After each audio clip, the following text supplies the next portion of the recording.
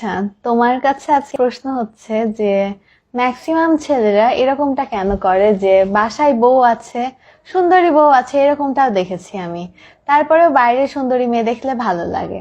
মানে বউকে বলে, বউয়ের সাথেও এটা শেয়ার করে যে ওই মেয়েটার মতো হবা, ওই মেয়েটার মতো সাজবা, ওই মেয়েটার মতো দেখতে লাগতে হবে তোমাকে।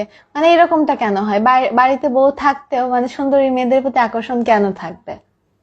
এই এইসব প্রশ্ন তো আমাকে করে তো লাভ নাই, তাই না? আমার তো এইসব এক্সপিরিয়েন্স নেই। আচ্ছা, এক্সপেরিয়েন্স না থাকুক, তুমি বলো। আমি প্রশ্ন করেছি বলবা না, আর আমি তো রেগে যাব না তুমি বললে। বাদ দাও। বলো।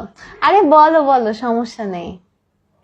আচ্ছা দেখো, মানে অনেক সময় এমন হয় না যে মনে করো বাসায় প্রতিদিন বিরিয়ানি মাংস রান্না হচ্ছে, ভালো ভালো খাবার রান্না হচ্ছে, কিন্তু তারপর হয় কি প্রতিদিন একই বিরিয়ানি মাংস খেতে খেতে একটা সময় হয় কি মনে হয় যে ইস, আজকে যদি বাইরে হোটেলে একটু ডাল ভাত খেতে পারতাম। মানে একঘেয়েমি কাটানোর জন্য একটু টেস্ট মাঝে মাঝে চেঞ্জ করতে হবে না? এই কারণেই মনে হয়। একঘেয়ে না? মানে এখন বাসায় বউ রেখে বাইরে টেস্ট চেঞ্জ করতে যাবা?